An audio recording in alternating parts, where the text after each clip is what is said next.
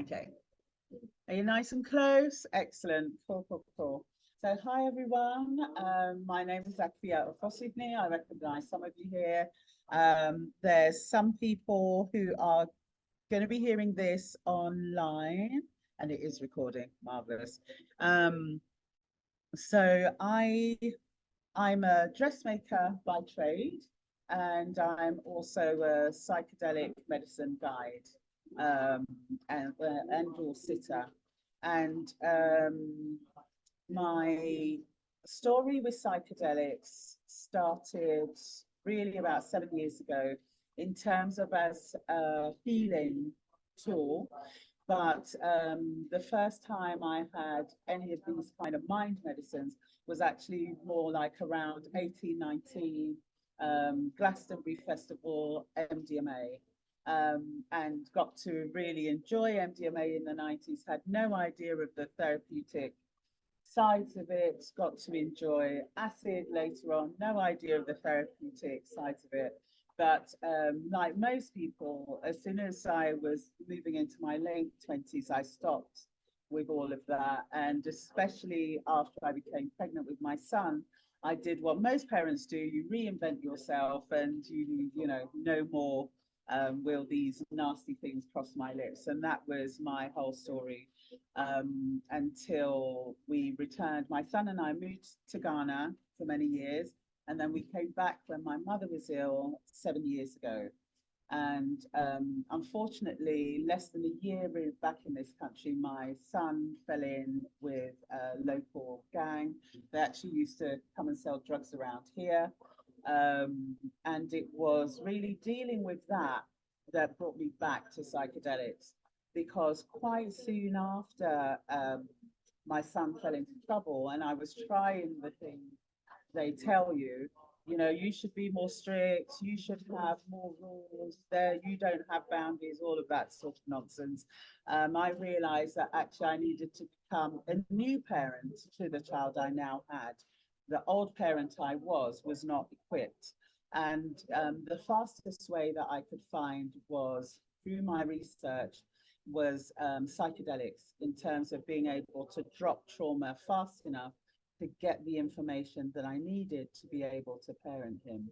That story led to finally being able to understand psychedelics enough that I worked out that the stage that my son was, by then he'd been in it about 2.5 years, and he was suffering from PTSD.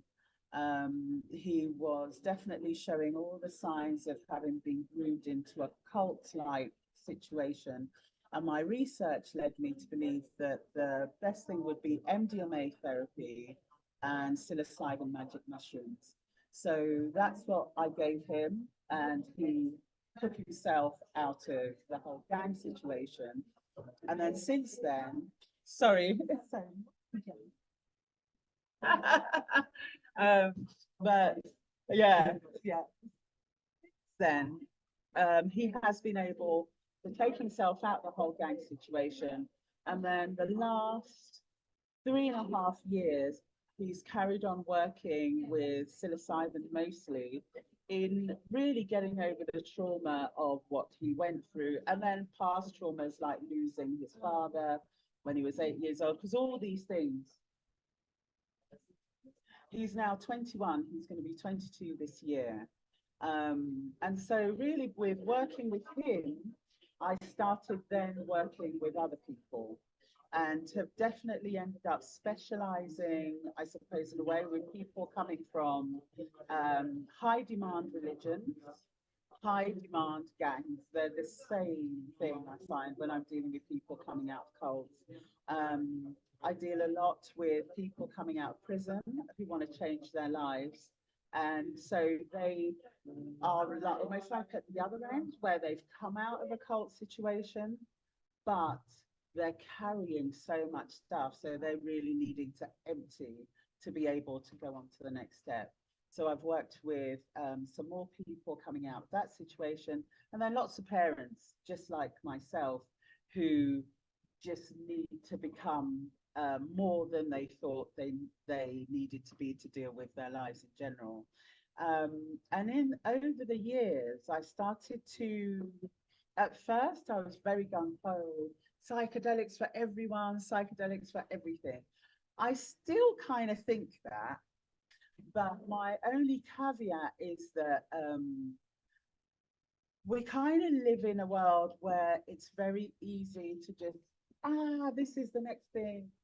Hi, let's all jump in. And actually,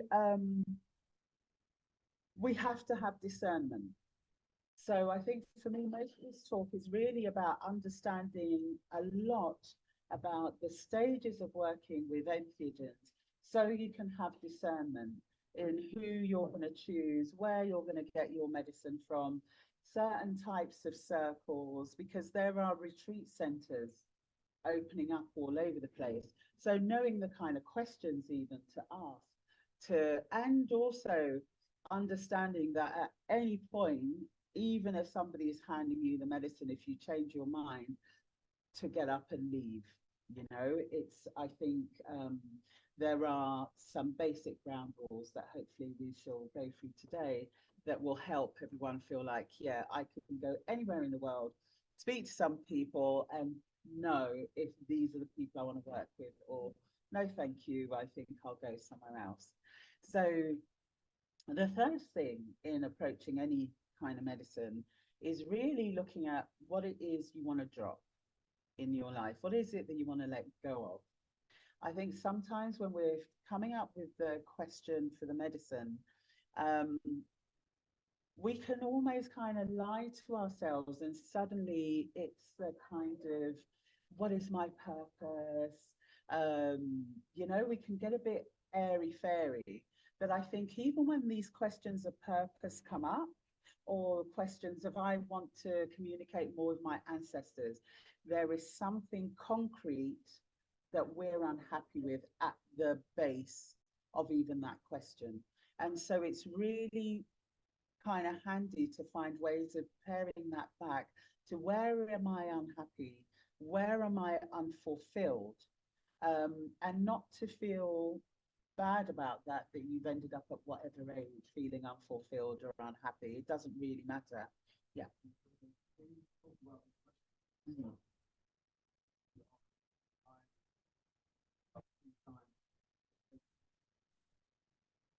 Right. Brilliant. Yeah. Because whatever can get you there is what you need to do to get to that fundamental question that brings you to something concrete that you want to let go of, you want to change, or you want to bring in. So even if you get to the point, well, I'm lonely, but I want love, it's still cool. Yeah. And you can write down, I want love, and you can write down, I'm lonely. And you can take those two to the medicine. Because what the medicine will do is it will, first of all, get rid of the first layer of whatever your question is. And we never know what that is, because if we knew, we wouldn't have a problem. So we don't have to get too hung up on how the medicine is going to get us to where we want to be. As long as you can find something that you want to get rid of or you want in, those are valuable questions to take to the medicine. And then what I normally do is I'll write it down and then I'll ruminate on it. So that's where I think that kind of why inquiry, is still written down. You can change it, you can add to it. But for me, I use a lot of water for extra information. So in the shower, for extra information, full moon and new moon rituals for extra information. Other people don't have to do that, whatever you want to do. And then there is the cleaning your system. And I think if you're going to take medicine with somebody and they're not really talking about cleaning your system before you take the medicine, is something to ask them about. How else would you recommend I prepare to take the medicine? It doesn't mean that the physical preparation will be easy. It might be quite hard. I sit for people sometimes who are in so much distress, they can't stop eating chips for a week. They just can't, and that's fine. We know that this is what we're going to deal with going in. So sometimes if somebody is really going through a hard time, not getting enough sleep, really, really depressed, really eating badly, and they might have candida overgrowth, then I'll recommend them having Cambo before. Because Cambo, does everyone know what Cambo is? Okay, so Cambo is a frog secretion, and it's a giant tree frog from the Amazon, and it has this poison that it secretes out of its skin. And how they give you Cambos, they use it looks like an incense stick, and they burn off just the top layer of skin, so there's no blood. It just reaches to the bottom layer, and they put the secretion on there. And what happens is all your major organs senses this poison and squeezes out all the toxins actually into you drink 2 liters of water before, and it's on an empty stomach, so mornings are best for it. And the hardest thing at Cambo is actually drinking the 2 liters of water, and some people will give you either 7 minutes or 15 minutes to drink your 2 liters of water. It's so hard, but what happens is you get the Cambo, goes into the body, and every organ is like poison, get rid of all the toxins. So that's a really good way for someone who cannot do the cleansing diet to get rid of their candida overgrowth. It also helps to actually get rid of quite a lot of stress anyway, because we hold so much stress in our muscles. And over time, these are then also building up toxic chemicals and stuff. So it all gets squeezed into the water, and then you've got a bucket and you purge. And you purge it all out. And if you've got candida overgrowth, you'll see all this foam, and that's the candida. Sometimes you'll see bile, there's like yellow stuff, sometimes you'll get brown bile, but it'll all come up. And that's a brilliant way to come to the medicine, because you've been so cleared. But you know, it's a harsh one. So if you yeah, it just goes into the water. It's all released into the water, and then you purge it out, and you feel great after you have a little lie down. 45 minutes is done.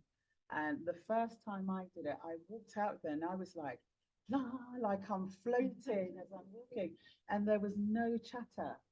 That was the biggest shock for me, was the no chatter in my brain. It was just no sound at all. And that's what made me realize how much activity had been going on. So that's a good one. So I would say, yeah, you speak to the person. Are they talking about preparation? If they're not, red flag.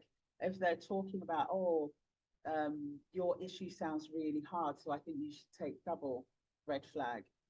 Um, the only times when somebody may need to take more, especially of psilocybin, is if they're on antidepressant medicines. And if they're on SSRIs, then I probably wouldn't do mushrooms in this country with a normal guide like myself. I'd probably think about going to America or Holland, somewhere where you can actually take it with some professionals in a clinic, because then you do have to take a higher dose. Or you have professionals who can help you come down off your SSRIs while they're helping you deal with your depression, so that you can have the psilocybin. But I came across a therapist, a psychotherapist who was doing underground work, who literally had this young boy on SSRIs. First, the boy took about 10 grams. The rest of us were taking 5. And then I didn't see this, but what I heard later was people saw him in the corner because he wasn't tripping, just taking more, with nobody observing him. And he had a massive reaction to that, went into a huge depression, and had about 3 of us supporting him for nearly a year. He's come out the other end like better than he ever was. But you know, how many people can have 3 people supporting them within? Yeah, so you want to make sure SSRIs. Mhm.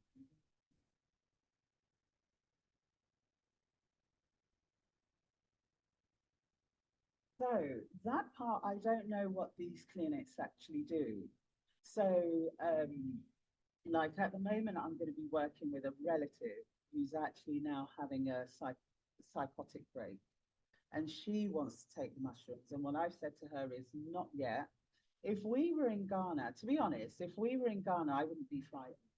If we were in Ghana, I'd have 3 or 4 people.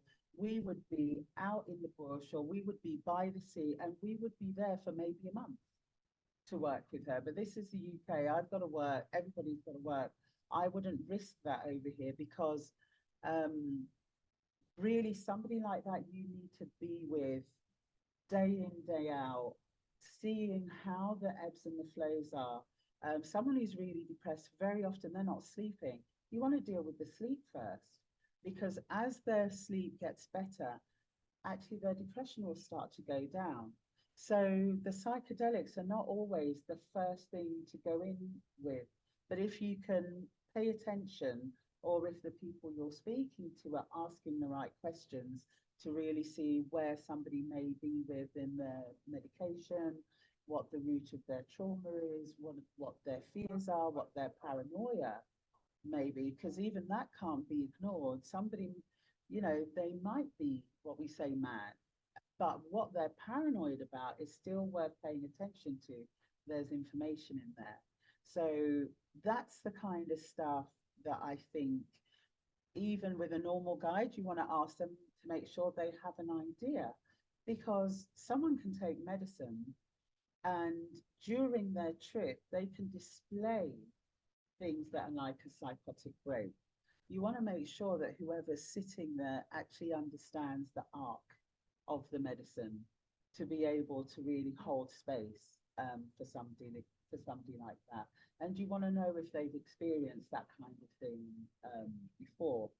I haven't experienced that personally, but I have sat for somebody who said that they had a history of psychosis, but I felt that they would be okay with the medicine because of the work that they'd done.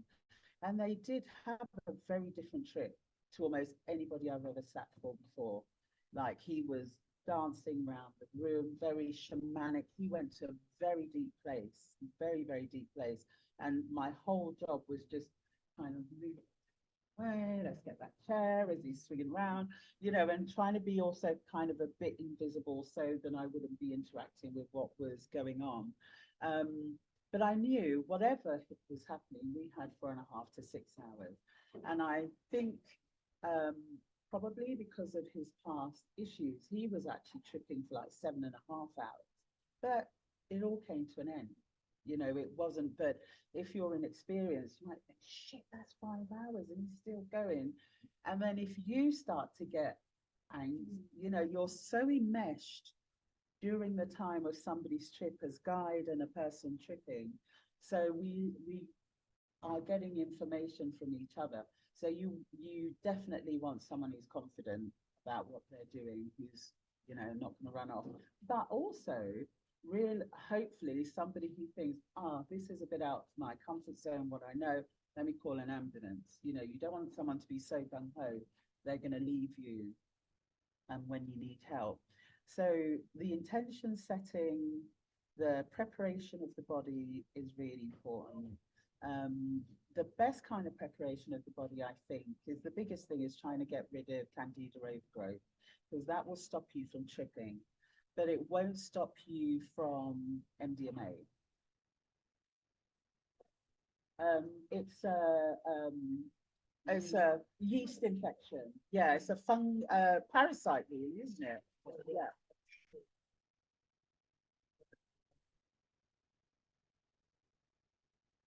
Well, so traditionally it's more seen because it's easier to see when a woman has a thrush, and but we can all have it. Yeah, mouth. Yeah, so kind of like white tongue. Um, yeah, throat. With men, it's harder to come out, but it would also be existing there as well. And then just in the gut as well. So, and causes inflammation. So if somebody has arthritis, that's usually a sign actually that they probably have had candida overgrowth for a long time.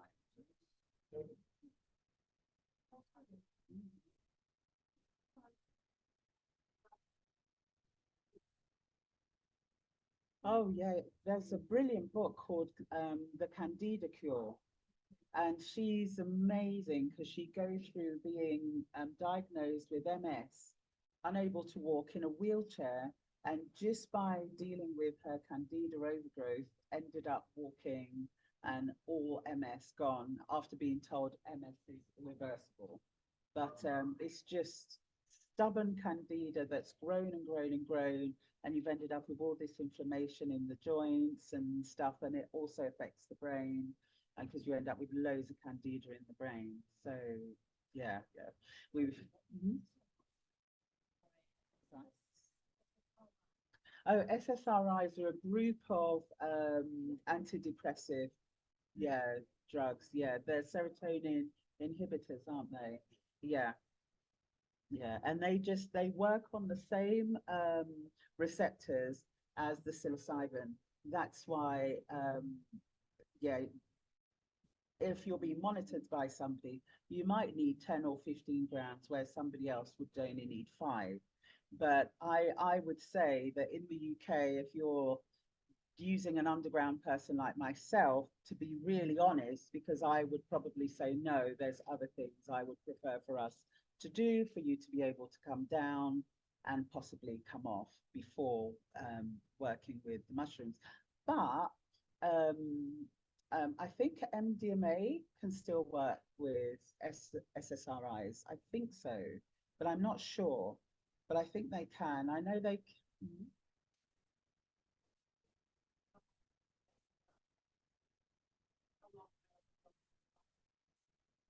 Right. So I would say, depending on how long they've been on them in the first place, I think a really, really long time with therapy, even if they've not had therapy for their depression, I would say with therapy, I would say like tapping, stuff that really help to actually get rid of trauma from the body, those kind of embodied practices. I would say to be doing that at the same time, not just coming off the medication, even if you're tailing off, but really working deeply to actually address whatever took you to the SSRIs in the first place. So it'd be a much longer, process, maybe also with some microdosing as well, so that you can help to kind of balance whatever feelings would be coming up.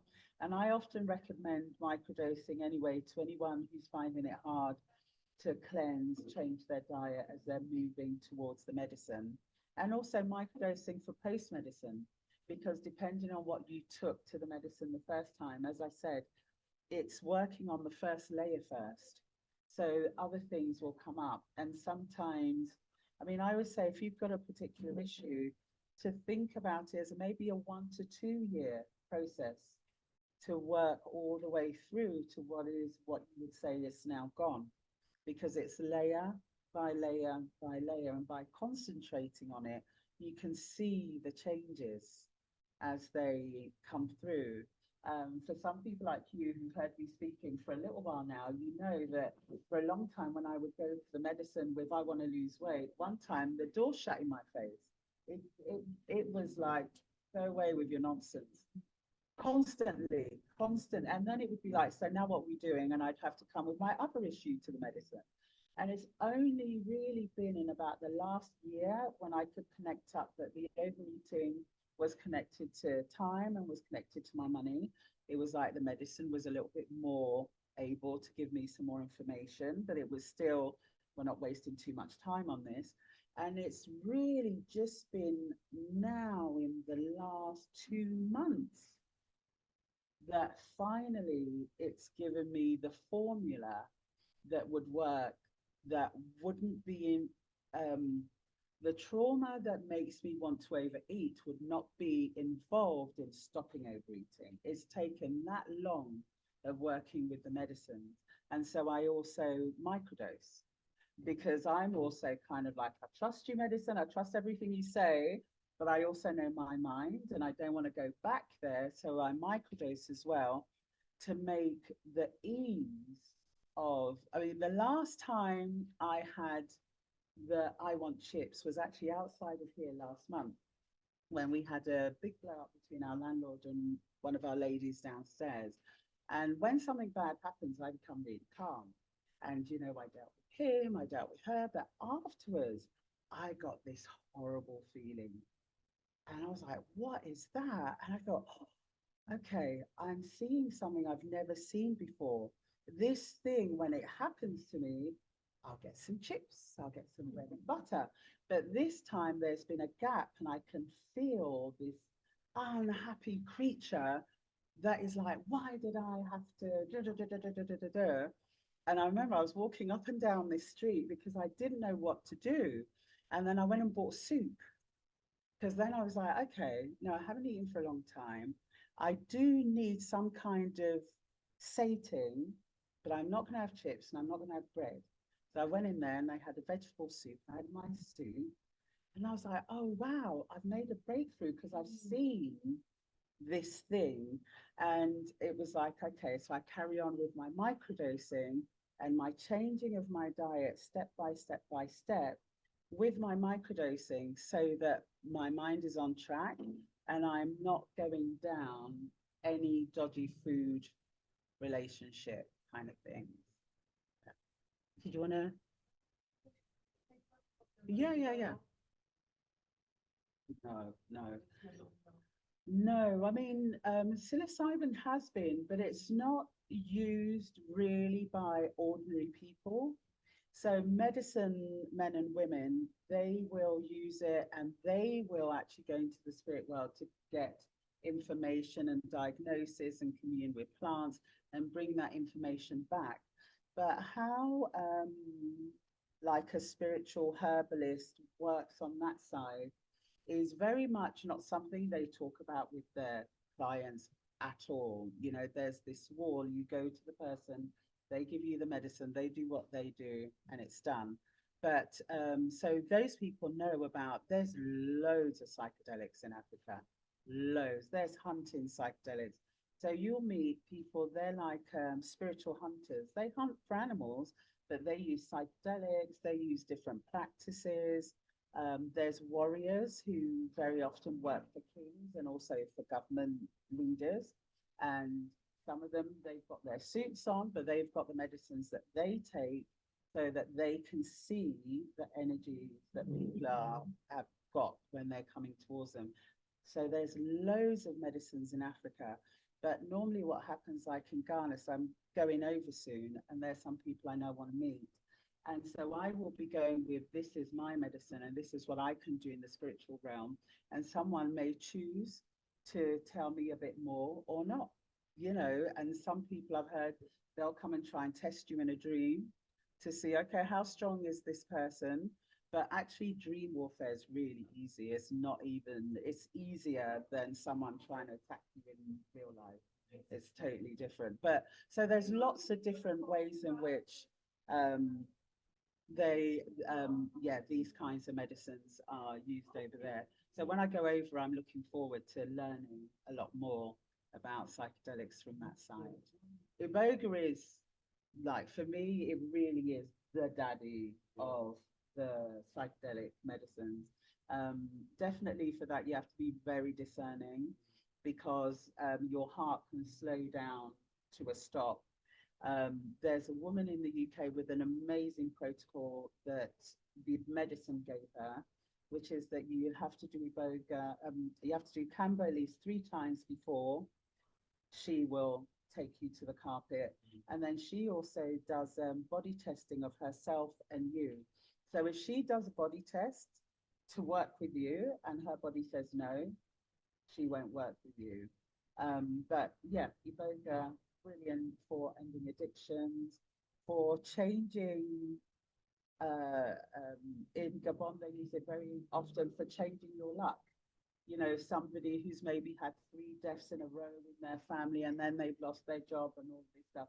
They will go and just be like, I need to change my luck. And they will take it in that way. And they feel their frequency has changed. And once your frequency changes, everything does change around you anyway. So all these medicines, I think it's coming in with the right question. And then the next step, what they talk about, setting, you know, who's going to be sitting for you, the place, um, how the whole atmosphere is, and how the space is also going to be held for you. I think that's really important and very important to ask questions. Um, Personally, for me, if I'm working with people, I always tell them, I can be in the room if you want to, but it's better if I'm just on the other side of the door, because I believe that it is the journey of the alone into the alone. It's better for you to go inwards and really discover what's going on. If you go inwards and what you feel is fear and loneliness, it's fine, because maybe you need to go through that to come out the other end. So I say to people, if you call me, I can come in, I can sit by you, I can hold your hand, but I will not be holding you tight. I will not be hugging you. I will not be rocking you. I will not be having a conversation with you. And if people do try and engage me in a conversation, because I've told them before, if I think you're trying to distract yourself, I'm going to say to you, why don't we meditate now? Why don't you go inwards? Give these questions to the medicine. Because sometimes the ego is scared to go to that place because it thinks, I've been protecting you all this time and you want to let this go, and what are we going to do?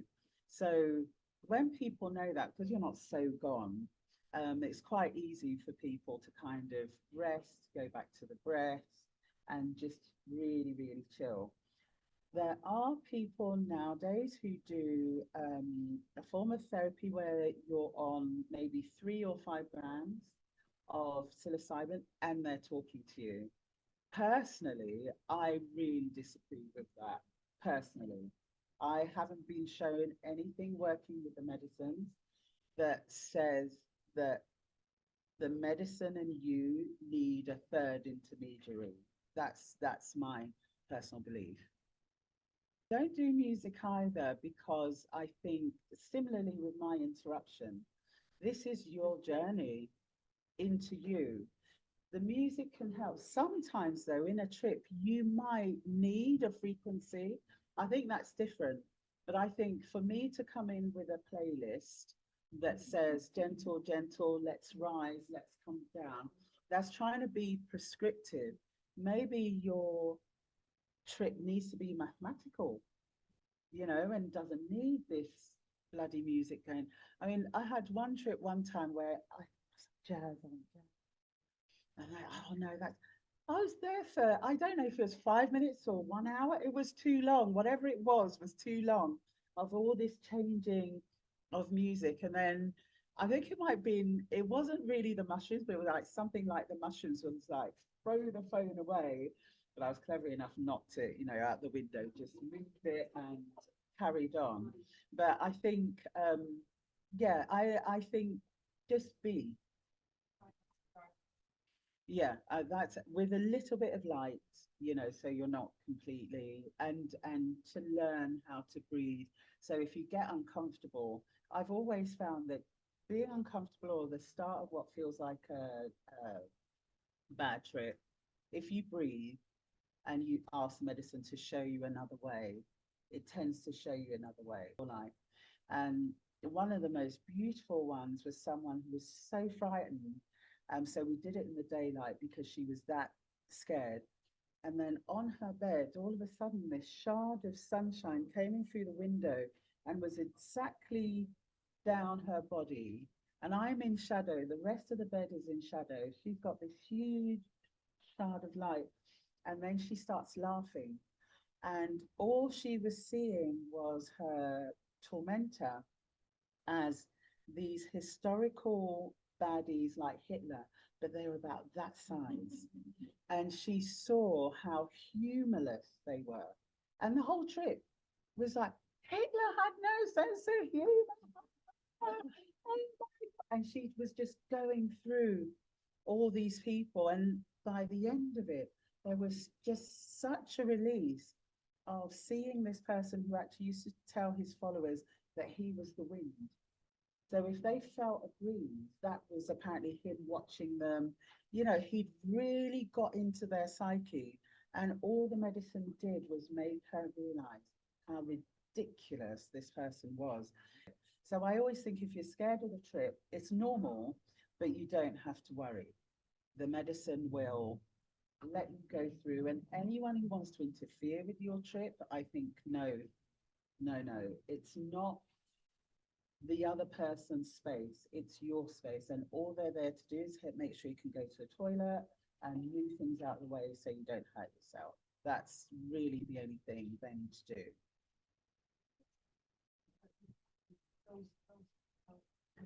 I work from 5, yeah, because I think from the start 5.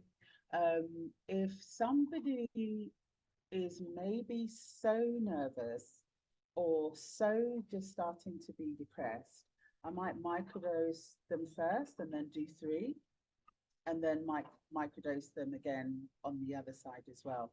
But most people, I think 5, you can go in quite deep, and you know you've worked on something.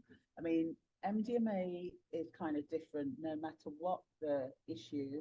I would usually only do 1/4 gram to start with, and that's usually enough for people to contact the hurts. They can contact the overarching bird's eye view of their situation, have empathy for themselves and everybody else around them, and access the place where they have to say sorry. And this is the surprising thing. I hadn't read about that, but everybody I've sat for with MDMA goes through this thing of give me my phone, and they start phoning people to apologize and to acknowledge you did this for me. I never said thank you, but that was amazing for me. On and on and on and on and on. And they seem to have a good few hours of doing all of that. And something in that kind of rests everything. And that's when they then start moving into planning for, right, after this, I'm going to do this. I'm going to try and do this. I'm going to stop doing that. So it just seems to be this kind of trajectory with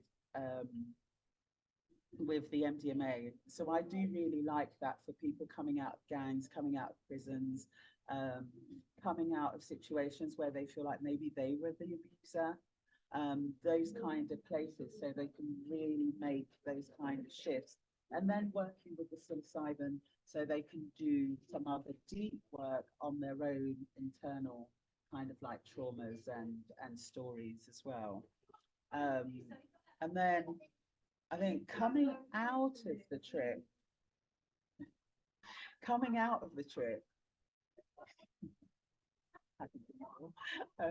yeah, I think coming out of the trip, coming into integration is the kind of, I mean, integration almost comes secondary. So you come out and then you should be able to tell whoever's sitting for you what you saw. It doesn't matter if it can't come out in order. First there was this and then there was that, because it doesn't. And there's loads of things you'll forget.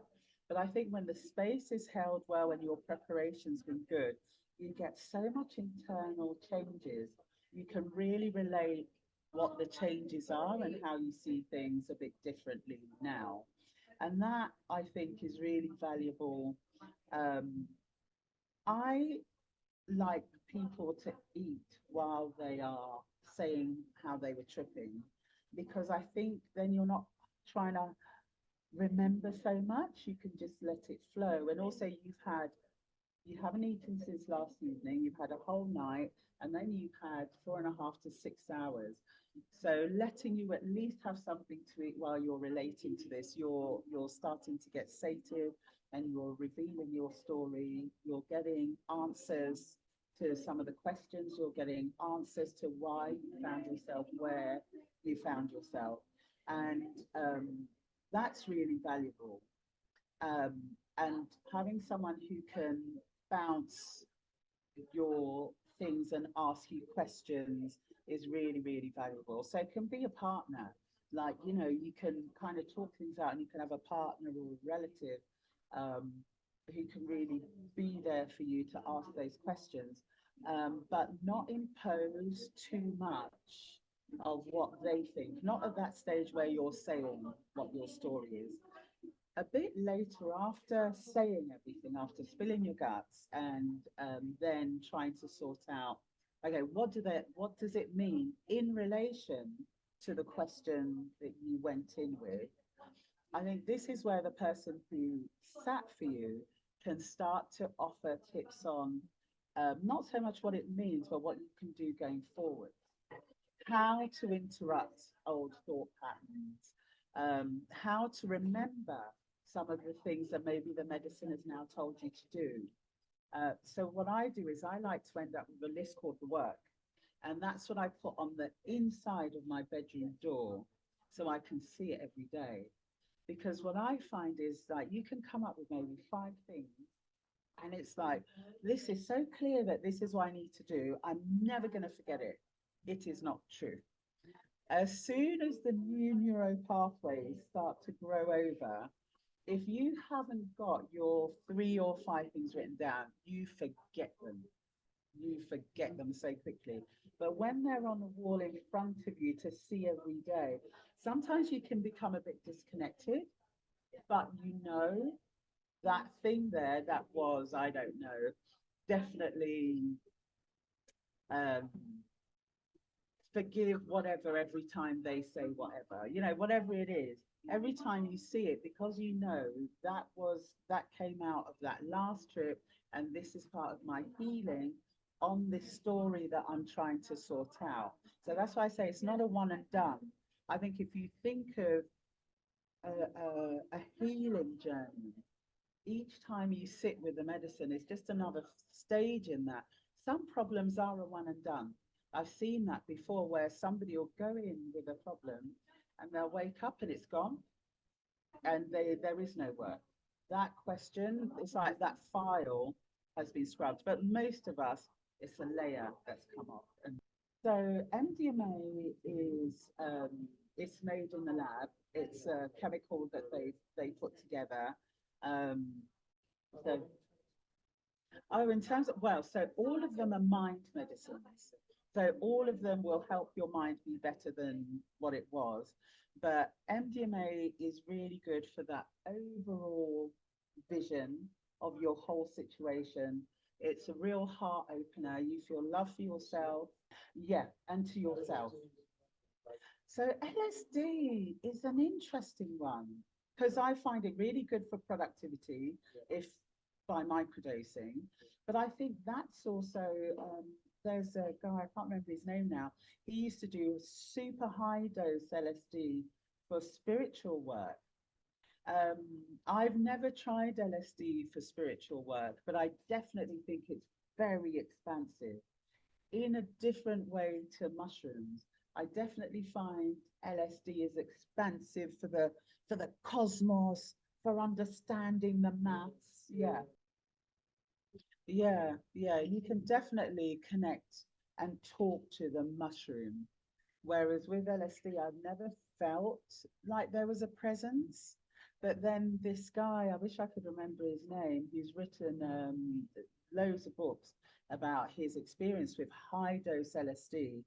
He felt he got to travel in loads of dimensions, inhabit these different lives, felt like what it would be like to be almost every different type of woman and man.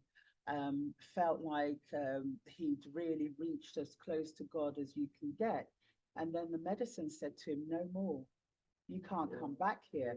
And he went for a huge depression after that because actually he got so happy where he'd gone that to be back on earth was really difficult for him. But I don't think many people take his quantities.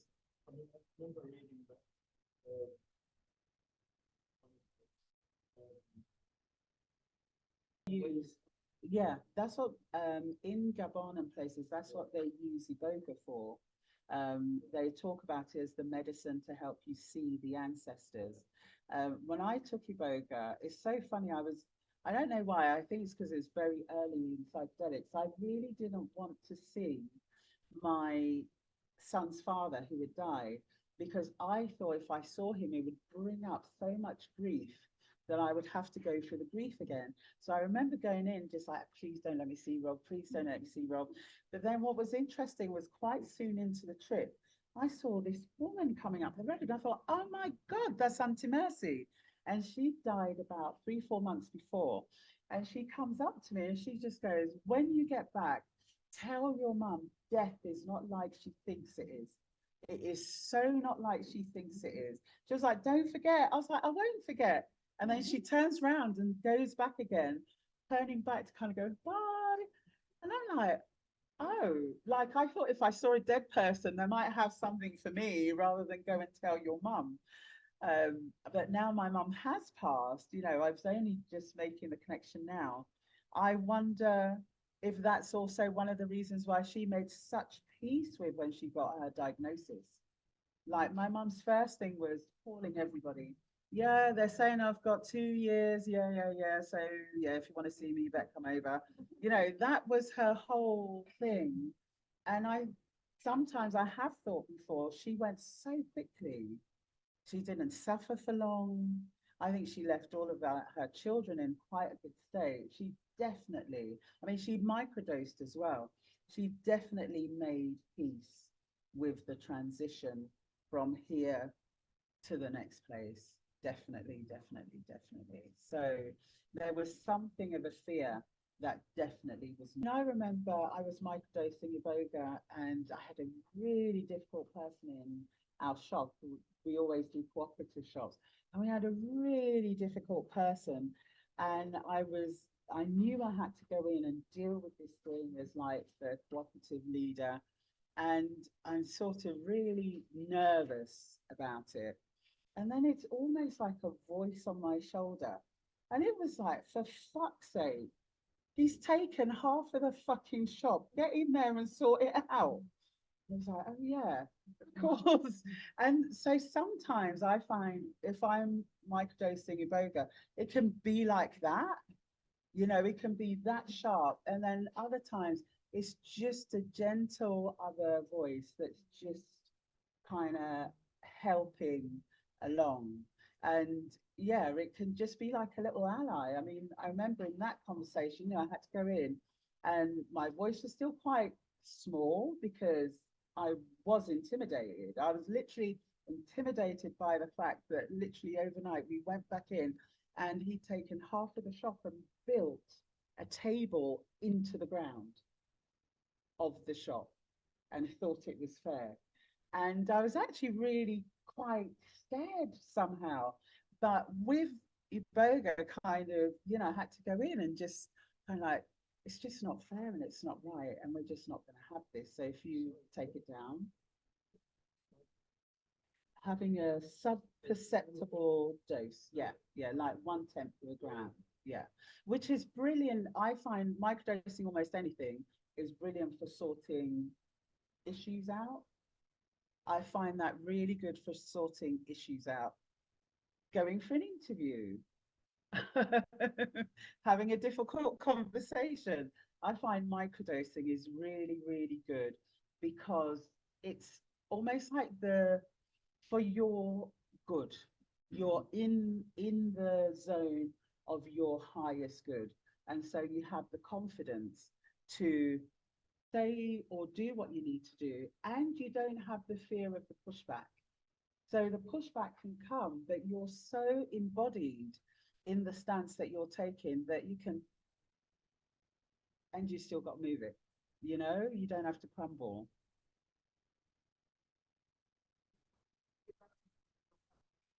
They are about to change the law. I mean, we've been saying this for about 3 years. They're about to change the law. They're about to change the law. So the police are not actively out there looking for things like magic mushrooms. At festivals, I've met loads of young people who, you know, they've seen it and given it back to them. They haven't even bothered confiscating it. So they're not really looking, yeah, for it. No, they're going to change. Australia's changed the law, even though it's still quite hard, apparently, to find a therapist who will prescribe MDMA for you, but they have changed the law. You know, there's states in America, there's places in Canada.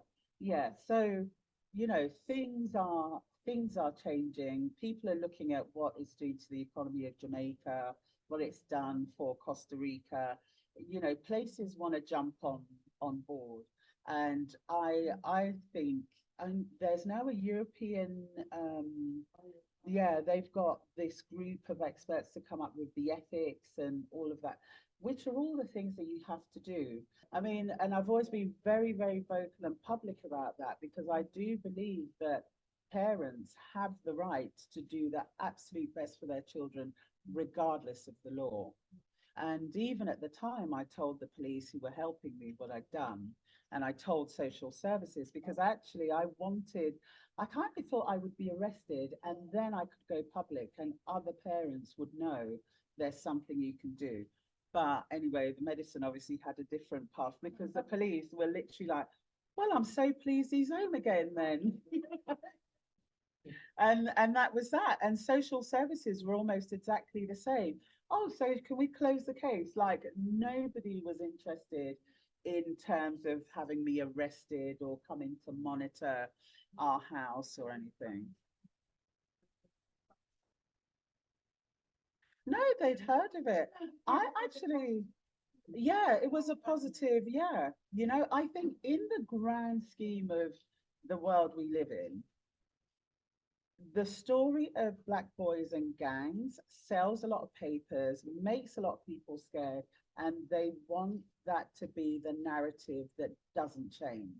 And so if I'm coming along going, I used an illegal substance to get a boy who they couldn't get into any of their programs in the space of 24 hours to return the drugs and say, I don't want to be in this anymore.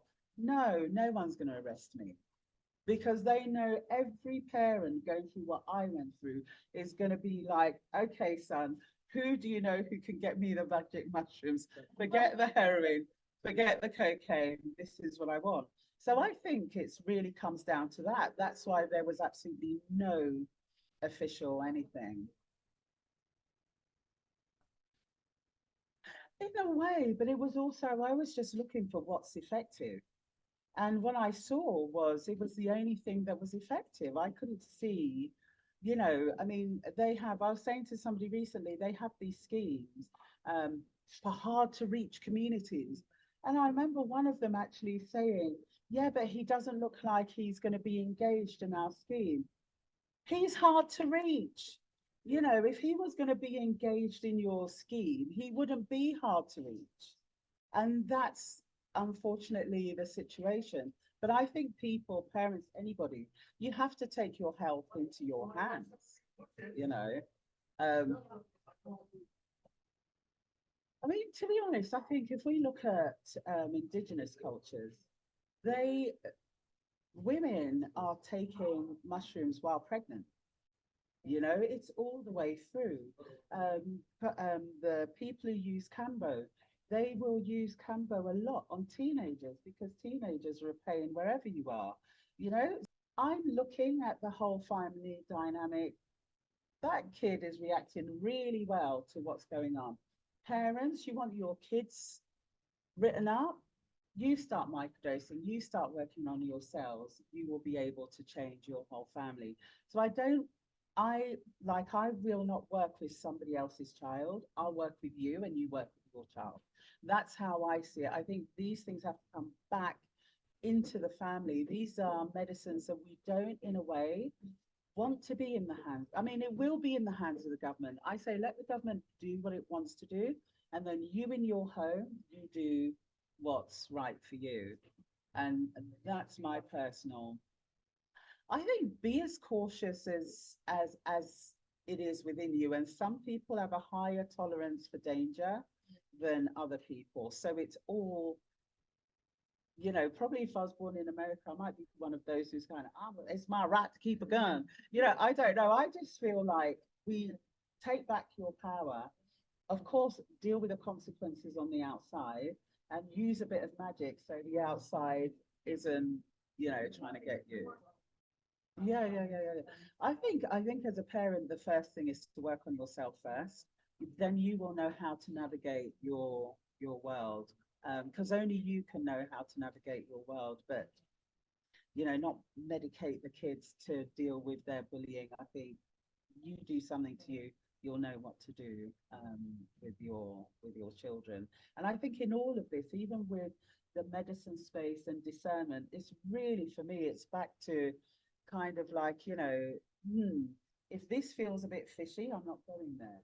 To really try and be that, yeah, that strong in yourself and be responsible for your own mental health. Yes, go out for help, but actually, you know, prove to me you can help me. And I think in this space, if we look at some of the abuses that have happened, there's a very famous French woman. I bought her book, I loved her book, and then suddenly it came out.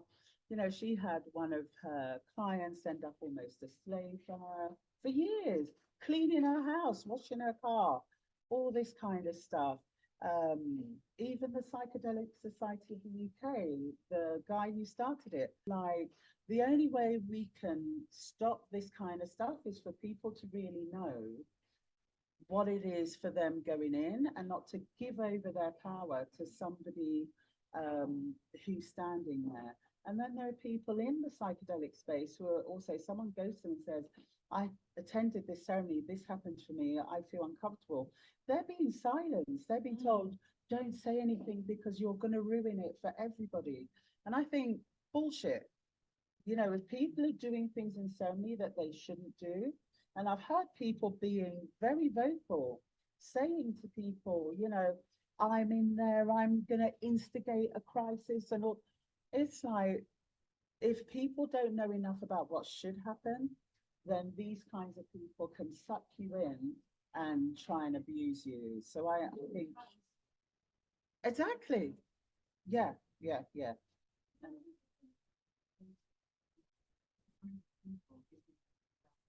Yes, yeah. You know, if you've heard of what she called, she's got a boy's name, Byron Katie, the work. I think that's brilliant as something to help with integrating the psychedelic experience and questioning now your thoughts on things and really questioning also your subjectivity on issues. Tapping, which I do kind of like love, Ho'oponopono, that's a Hawaiian practice and it's just 4 statements. That's also really good at just releasing um, trauma and story and stuff. So I think it's almost like you discover the psychedelics and then you have to discover the other things that can really help the journey go longer. And I think for myself, where I've changed from in the beginning, when I was kind of like psychedelics will cure everything, I don't disbelieve that, but I also realized and a whole bunch of other things around it, not just give everybody 5 grams and off we will all go skipping. I'm not wedded to a strain. Some people are. The only strain I've used that I didn't like for myself was one called Ninja Mindfuck. That's, yeah, that's the only one I personally didn't like. But my absolute favorite are Liberty Cats. Yeah, and I don't know if that's because they're indigenous to here, maybe. Liberty Caps. They're a strain of magic mushrooms. Yeah, they're so beautiful. Yeah, there's so many.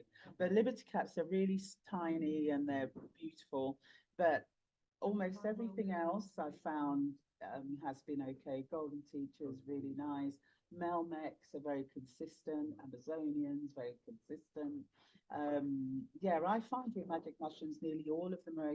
Even penis envy, I was a bit like, oh, it's a bit of a funny name, but it's absolutely fine. Yeah, it works as well. I think if somebody's really serious, yeah, you'd get a drug testing kit. And I think if you pray to the medicine long enough, it really does find you. I mean, I didn't know anybody for a long time, and it was just a real case of like Iboga. I was so desperate for Iboga, and it one day it just came, and I would literally pray to this medicine that I knew nobody of because I thought I could get it through my African network, and nobody I knew had ever even heard of it. And it came in such a random way. completely by accident. So I do believe in magic, and I do believe that these medicines are involved in a kind of magical realm. So, you know, pray for it. Yeah. So, when they come your way, if you're asking for them and they come your way and you're discerning about environment and setting and people, then, maybe then your call has been answered and you know, you can you can take it.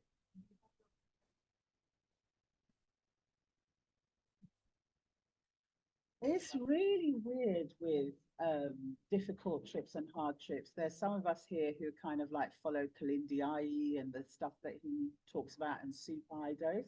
I've not gone super high dose. The highest I've done is 19 grams.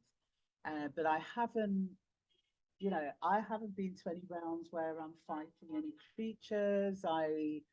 But the medicine did say to me that I would be working with the medicine. So I don't know if that conditions the trips that I've had. So, and so far, as I was saying, I haven't sat for anyone who's had a bad trip, but I know when I sit for somebody in the early days, I would take a small bit because that's how I was trained. And then one day the medicine just said, you don't have to. And then I didn't. And what I found was I got the same effect. So if I sit for somebody, when they're coming up, I totally feel it. Like I'll be meditating, I'm completely still, and my head is going, and everything is going as if I too am going to break through, but I don't. And if the person has candida overgrowth and they don't trip, I don't even get that. I'll be sitting there and I'm like, shit, they're not tripping. I'll go in the room. They're like, should it have started? Yeah. So I would say if you're wanting to get rid of candida overgrowth towards a trip, just go green. Stop eating anything that's white and eat as much of anything that's green or dark in color. That will probably sort you out. And then to be taken, we were talking about it before, take wormwood, oregano oil, stuff that definitely get rid of parasites. Take probiotics as well. So you're building up your gut flora. Take bitters as well, really good for cleaning up the parasites in your gut. And you'll probably start to even feel a bit better anyway as you're heading towards medicine if you're really cleaning your body and getting rid of inflammation.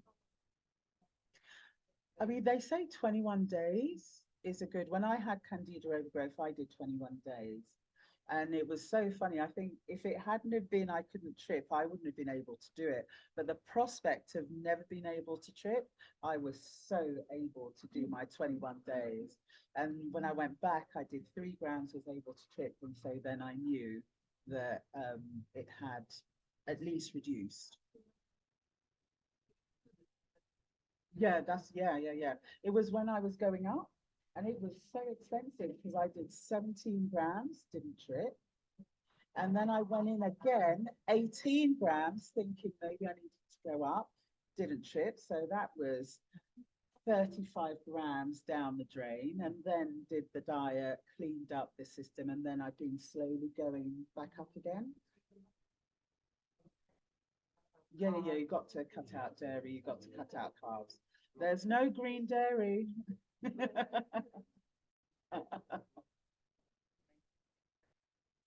I mean, basically, yeah, if you're getting thrush, it's candida. So the best thing is to try and flush it out of the system, because it does lead to arthritis, it does lead to brain fog and all this stuff, problems with the spine. So, yeah, yeah. I so in the beginning I used to chew it because I was really following Kalindi and then after a while I'm like trying to, past 10 grams, it's really the hardest thing becomes trying to chew it all. So what I'll do is I'll make a tea and then I'll grind up what's left and I will drink the tea and then I'll spoon kind of like the rest. But I think the journey to high dose, I think, is very, very personal.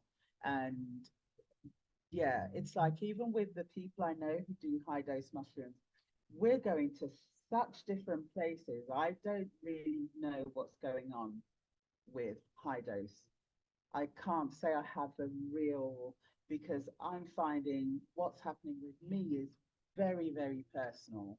It doesn't feel like I can make any generalizations, whereas at 5 grams, I can understand that for a wide spectrum.